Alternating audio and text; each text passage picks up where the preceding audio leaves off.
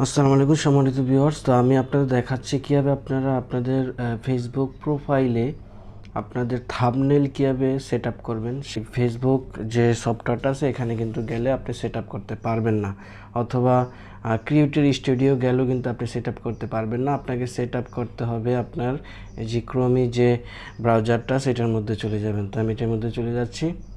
এখান থেকে আসার পরে যাদের অলরেডি ফেসবুক এই গুগলসে অথবা এই ক্রোমিতে লগ ইন করা আছে ভালো, কিন্তু যাদের লগ ইন করা নাই আপনারা আপনাদের ফেসবুক প্রোফাইলটা এই ব্রাউজারে লগ ইন করে নেবেন। তো আমি এখানে সার্চ করছি যে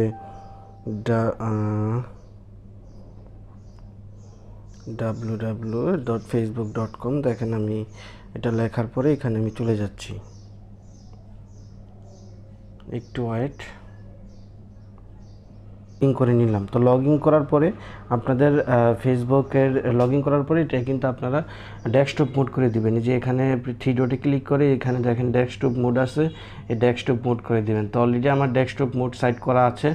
তো এখন আমি চলে যাব হচ্ছে এই হোম পেজটা আছে, অর্থাৎ প্রোফাইলে এই যে এটার মধ্যে ক্লিক করবেন, এই যে অপশানটাতে যে এখানে আপনার পেজটাতে ক্লিক করবেন।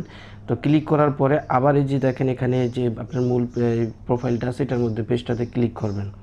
প্রোফাইলের যাবতীয় তথ্যগুলো কিন্তু এখানে চলে আসবে। তো এখান থেকে আসার পরে এই যে এখানে আপনার কন্টেন্টগুলো একটা দেখতে পাচ্ছেন।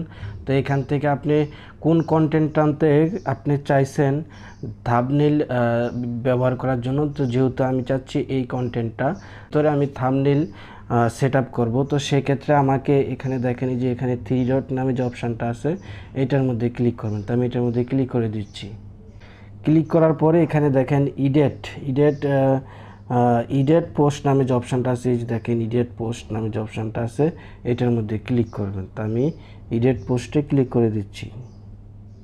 ইডেট পোস্টে ক্লিক করার পর তারপরে এখানে দেখেন যে ভিডিও অপশান নামে যে অপশানটা আছে এটার মধ্যে ক্লিক করবেন। তো এটার মধ্যে আমি ক্লিক করে দিলাম।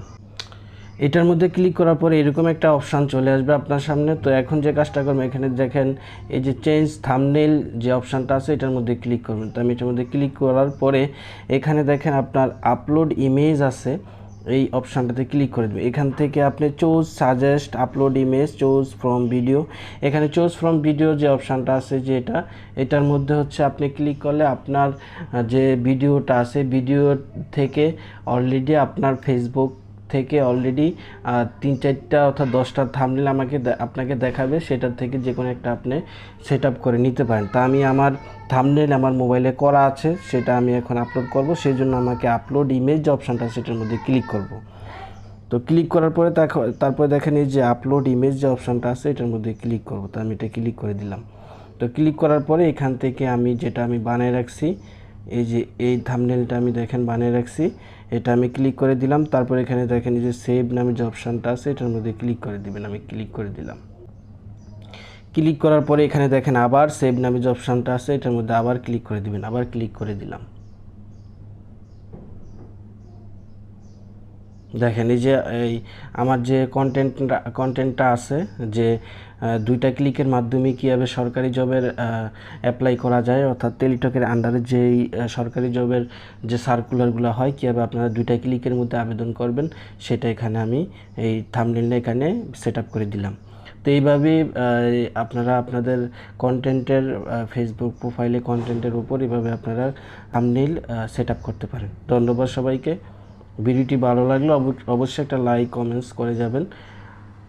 আর এই জাতীয় আমার সম্পর্কে একটা ইউটিউব চ্যানেলও আছে, সেই চ্যানেলটা আপনারা দেখে আসতে পারেন। ধন্যবাদ। আসসালামু আলাইকুম।